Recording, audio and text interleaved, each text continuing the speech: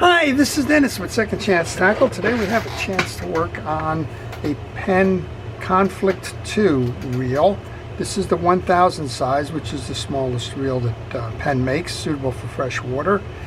This one's loaded up with some braid and it's in for a service. So we'll talk a little bit about this reel.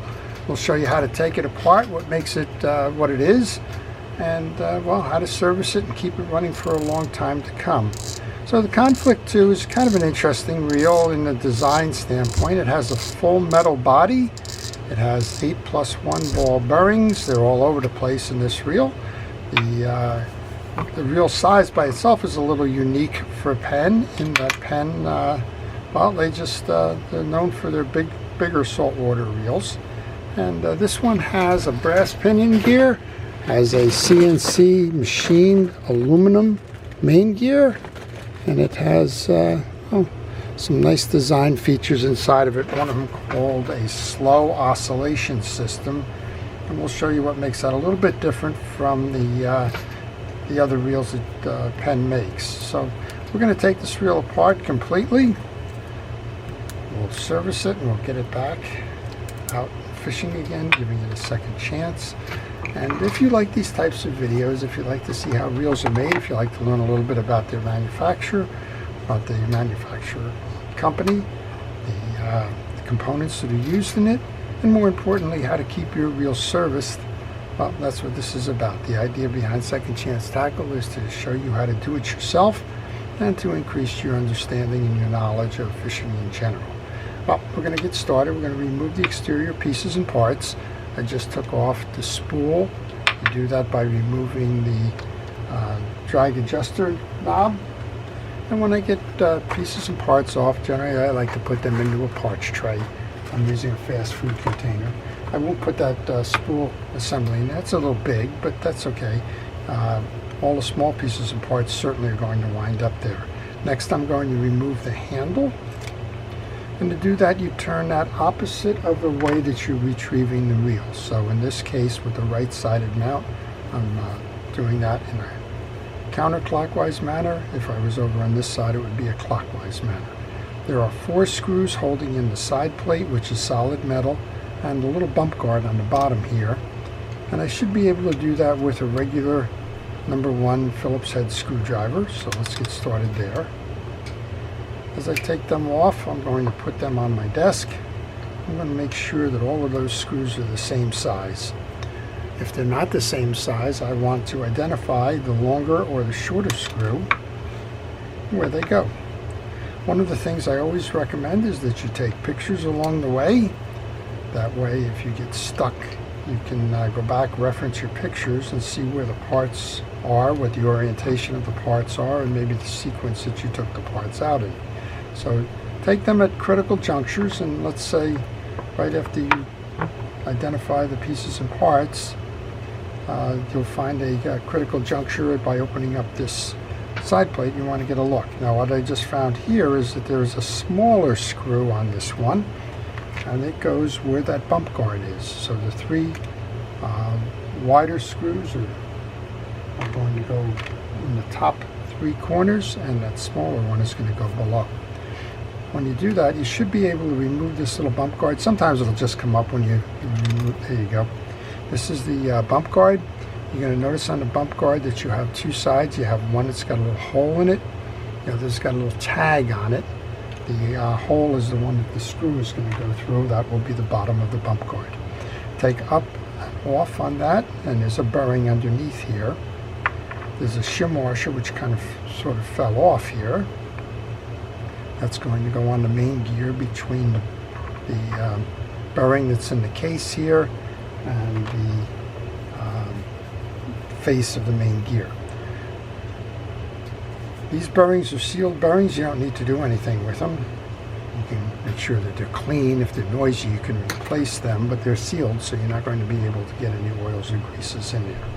Once you take the side plate off, rotate the top end so that the screw for that crosswind block can fall to the low position. Now sometimes that's not going to come out that easy, but if you just move this main gear out just a little bit, you'll have a little bit more play to remove that crosswind block screw.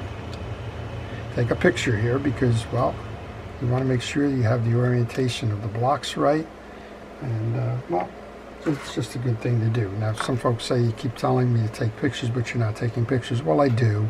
I'm using the video as that picture taker, and yes, I do go back and refer to it quite frequently. Up on the top of this, you're going to find that there's a couple of shim washers here for the line height. You can move them up and out. You don't need to remove them.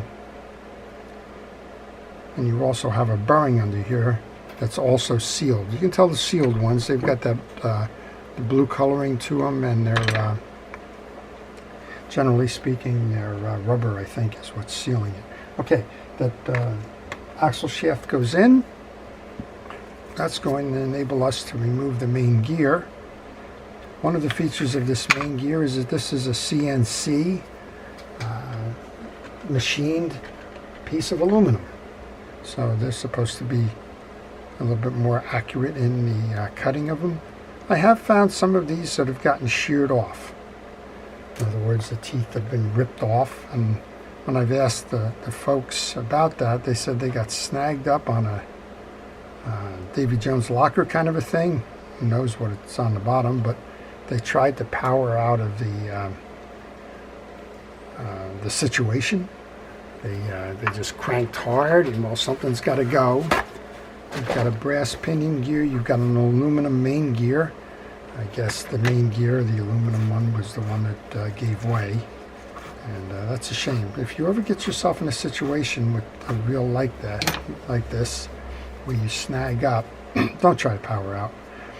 Wrap something, maybe the handle of a knife. This isn't a knife, obviously, but a handle of a knife. Wrap it around the braid. Pull out with the tool rather than pulling out or trying to pump out of it with a reeling of this reel. It just won't work. It'll break. This is your crosswind block and gear. Crosswind block has a slot in the back that it's going to ride on a stud. You want to make sure that is taken off, cleaned, and we'll set that to the side. If you're working on the, I think it's the 2500, the 2000, or the 2500 size of this reel, this crosswind block will be held in by a screw. That's not the case with this one. Then this is the slow oscillation system. So you saw we have the oscillation gear. Probably should put that back on for a moment. And what it is, it's kind of a double protect. It's going to be driven by the teeth on the back of the main gear right here. And it's also going to work with this little one over here. You're going to see it as we turn it.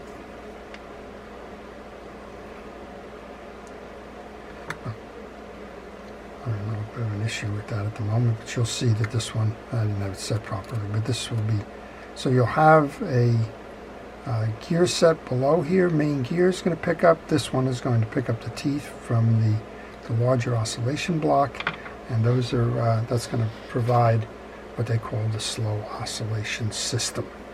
I'm going to see if I can't get that gear out as well. That should just be sitting on a post. And when you do your fishing reel service and repair, you want to make sure that you clean the pieces and parts, get rid of any of the old greases and the like, and examine them, make sure that there's no broken teeth. I mean, something like this has got an awful lot of teeth on it. It's a double gear. You want to make sure that all of those are set properly. That's the bottom of the case. You're going to look inside the case now. You'll see two things. You'll see the bearing on the back side of it, some old grease, which we'll clean up. This reel, the grease isn't that dirty, which means that it probably has some pretty good water seal in here, or that the reel hasn't been used much. But get the old grease off. If you look above, you're going to see the bottom bearing for the main gear stack, which you also want to service. So let's go ahead and do that. We're going to remove the screw that's holding down the nut clamp. Again, put those into the parts tray so that you don't lose them. And then I think this might be a 13, nope. Pen always gets me with what pieces they're using. I'm never consistent. I'm looking for maybe an 11. Okay, this is an 11mm nut. I like these nuts because they're closed on the top. You can't over tighten this. When you remove that, you can also remove that little hold down clamp. Get into the parts tray. I'm going to put that right where I put the tie down screw, so I know those 3 pieces of the sub-assembly are working there. We're going to remove the rotor assembly now. This one's got something called a hydrophobic line roller. I'm not sure what that is. Hydro would be water, phobic, fear of water. I don't know. At any rate, we're also going to put a drop of oil into each of the seams on the bail. And this one I believe has, well, this one has a more traditional one. On the 2000 series, like the 2500 class, you're actually going to see the bail trip spring is over here on the inside of the rotor. And we'll just put a drop of oil in where that little trip lever goes. And just work it back and forth a few times just to let that oil settle in there. Put both of those off to the side there, get them out of harm's way. I always like to keep a paper towel on my desk. That kind of, well, it kind of gets the dirt and debris on the towel rather than on the desk. And if I can get it on the towel and not on the desk, I don't have to worry about transferring the old greases to the next project. We're going to do the same thing here with these 3 screws. There's Phillips head screws. I'm just going to remove them so that we can get to the pinion gear assembly. So this reel shares a lot with things like the Penn Battle, but it costs probably double. I think this one's almost $200 or maybe even more than $200. And it's in the materials, right? Full metal jacketed bodies. The bearing systems that are sealed. Battle has the sealed bearings too, and all the CNC cut gearing and the like costs more. Here's your setup for your pinion gear, and that is a brass pinion gear. And this almost is identical to what you will find in the Penn Fierce, the Penn Battles, and the like. You have a double bearing system, one up top and one on the bottom, and an anti-reverse clutch in the middle. Got a seal on this as well, which is nice. I'm going to take off the top carrier. You're going to notice on the carrier with the bearing on the inside that there's an indentation on the bottom. There's a rotor shim washer up top, and there's a little weather seal. Keep that way. Don't put them on upside down. On your anti-reverse clutch, metal jacket faces up, plastic side faces down. This is your inner jacket or your inner sleeve for that. Make sure that that is clean and dried. The anti-reverse clutch is a friction-driven device, and you need the pieces to be dried to work optimally. And then you have a bearing and a bearing shim washer below. So you've got a shim washer on both sides as the first and last piece. I'm going to take that pinion gear now. We're going to mop that up. I'm going to use a hard bristle brush. I think that's one of those basic 3-pack type brushes. Inspect the teeth, which I kind of did without telling you to do that ahead of time. And get some good grease back in there. And we can just go reassemble. I like to work on the sub-assemblies. I don't like to take all the pieces and parts off and kind of do one process at a time. I would much rather have the sub-assemblies so that when I do go to reinstall and the like, I limit down the number of pieces of parts I'm working with at any given time. Shim washer, bearing, inner collar for your anti-reverse clutch with the metal side facing up. Top bearing with that indentation, and now you can see why. There's that clutch inner sleeve goes up over that clutch, so the indentation here kind of accommodates for that. Top bearing, rotor shim washer. That is your stack for the anti-reverse clutch and pinion gear. Make sure your assembly is clean. This one's nice and clean inside. If it's not, mop it up. And then reset the piece in here so that your stack is flush to the top. Go back then and get your little carrier, hold down, and the 3 screws that go with it. Well, if you have any questions on this reel or any reel in particular, if you leave those questions in the comments section, I will try to answer those for you.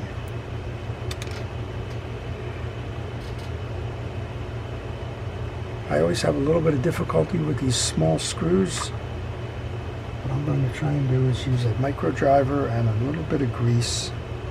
Grease will kind of act as a temporary glue. Hold it in place to help me get it started. Don't tighten those down right away. You need a little bit of play in that collar. So once you get all 3 of them started, you can go ahead and do that. But right off the bat, from an alignment standpoint, it's easier if you just leave them loose. Okay, now we got all 3 done. We'll tighten that down.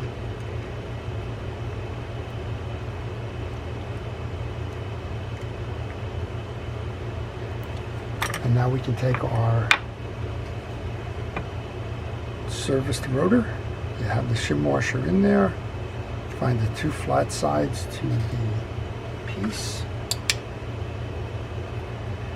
Let's grab that hold down nut. Start it by hand. You don't want to risk cross-threading that.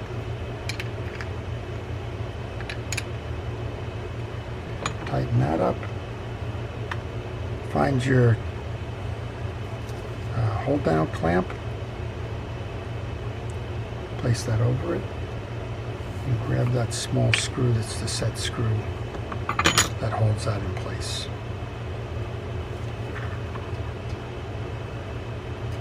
That's the top end of service of this reel. We'll get to the drag washers on the stack shortly. Give it a spin, make sure it spins nice and easy. Alright, we want to come around then and install the bottom end of this reel. You'll notice I'm wearing a glove. I like to wear a glove on my non-dominant hand, which would be my left hand. I'm right-handed by nature. And I do like to hold those down so that I can keep greases and that off of my hand that's kind of doing the clamping work. You work on a lot of reels. You're never quite sure what's inside them. And a little bit of protection goes a long way. Alright, we're going to take that small gear then, which is the secondary oscillation gear. I'm not sure what the official name of it is. That goes on the post here. And we can do the same thing with the oscillation gear. A little bit of grease on everything on the oscillation gear. It touches all things. It touches that main gear. It touches the face of it, touches the crosswind block. And the bottom, the case. Bring that in and get that set up properly. It goes over the stud, and then you need to rotate it to make sure that it's interlocked with the top end of this. So this is going to be driven, it's like I said, it's a double drive here. The top of this gear is driving the oscillation gear. The back end is being driven by the main gear. Bring your oscillation gear stud all the way down to the bottom in order to put that crosswind block on. Get a decent amount of grease onto the back end of the block. That's the only piece that needs to be greased here. Slide this tip under that retaining clip there and make sure that the stud is housed inside that groove. Next up, we can take the main gear. Get a good amount of grease onto the main gear. I say good amount, cover most of the teeth. You don't have to over grease it. You saw when we cleaned up before that there was a pile of grease that was hiding on this piece here, and that's just the grease that was kind of excess, and it spun off with centrifugal force. Well, you saw we had to lift this gear a little bit to get that screw in, so just kind of center it. Make sure that the back end of the gear gets behind where the axle shaft goes. And then we can take the axle shaft, wipe that off, get a little bit of grease on there. Just, you put too much on, it's only going to get pulled off when it goes through here. It's a tight tolerance on that inner gear. Bring that through, push it down and center it so that the hole for the screw is showing. Find that screw. This is always the one that I always have some issues with. It's a very small screw. It doesn't necessarily stick to my micro driver, and it usually falls inside the case. So have some patience here. I got lucky, probably because it knew I was watching it. Okay, screws attached. Put the gear in the rest of the way. You can give it a spin and make sure everything is working right now. And it is. And we can take our metal jacket. Again, if these weren't sealed bearings, you could go ahead and put some oil on there. Let's take the case and put that on next. And do you remember what we said about the screws in the case?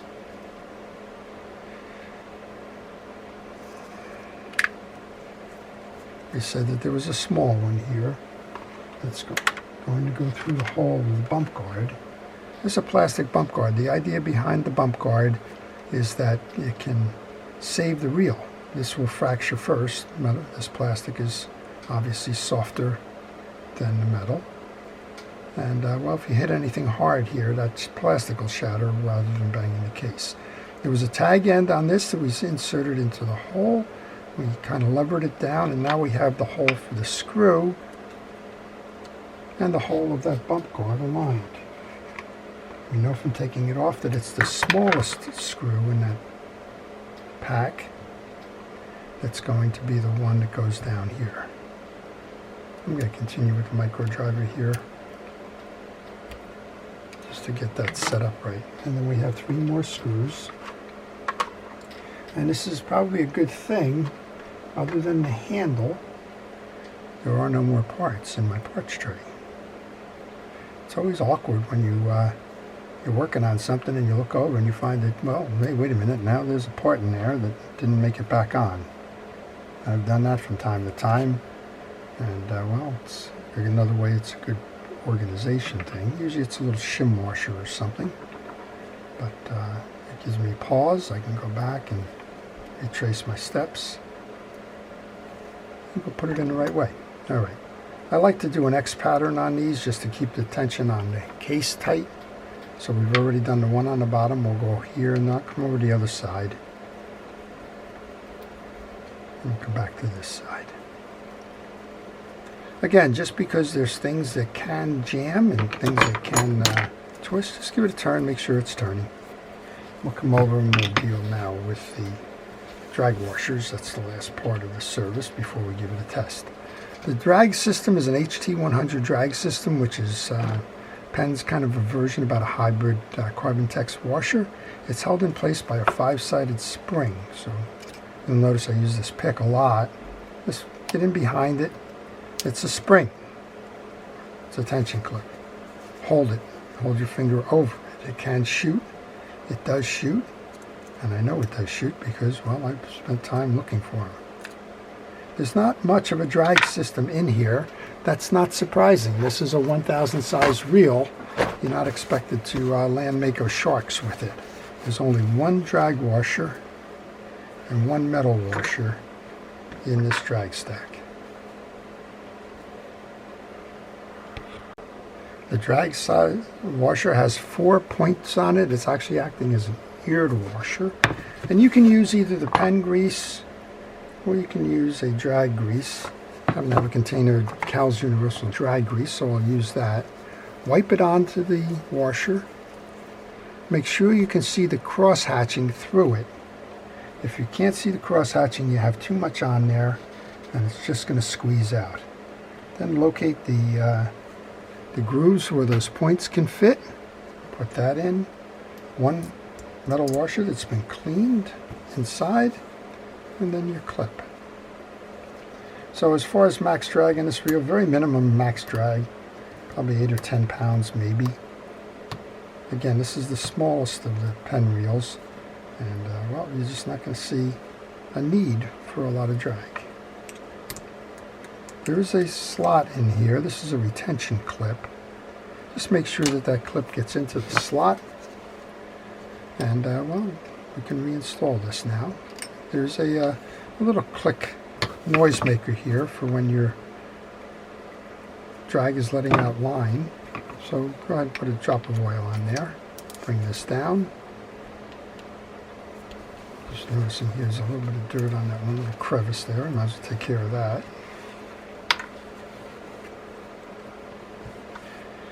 We can install the drag adjuster knob, which has a nice little rubber washer on the bottom of it to keep water out. Tighten that down. Take our handle. Again, the handle's got some bearings inside of it. Those bearings are sealed. If you like, there's a little key knob here. You can use a coin or a screwdriver. Take that off and you can get to the bearings. But again, they're sealed bearings. All right, let's give it a final test then. Turns nice and free and easy. Trips beautifully. This reel's ready to go fishing again. So this is the Penn Conflict II 1000. That's how you take the reel apart, service it, and let it go fishing again for some time. I'm always asked what's the service regimen for these. I'd suggest that you do that on an annual basis at a minimum. If you're fishing this reel every day, you may want to stop mid-season and do the same thing. You saw that the service is not that long in terms of doing it, maybe 25 minutes or so. And well, if you keep them serviced, they're going to keep you fishing. So pick a rainy day, or in this case in the winter, a snowy day, and go take care of the reel so it can take care of you. To our first responders, our fire, police, rescue, and all that are involved in public safety and service, thank you for all it is that you do. To everyone, please enjoy the art of reel repair. Ask your questions. Stay curious. If you're working on a reel that you're stuck on, leave a question on the problem that you're having in the comment section. I will try to help you along. And again, the idea here is to teach you how to do it yourself. Subscriptions are always appreciated. Please subscribe, and if you do subscribe, use the notification button. And by all means, have a great day. This is Dennis with Second Chance Tackle.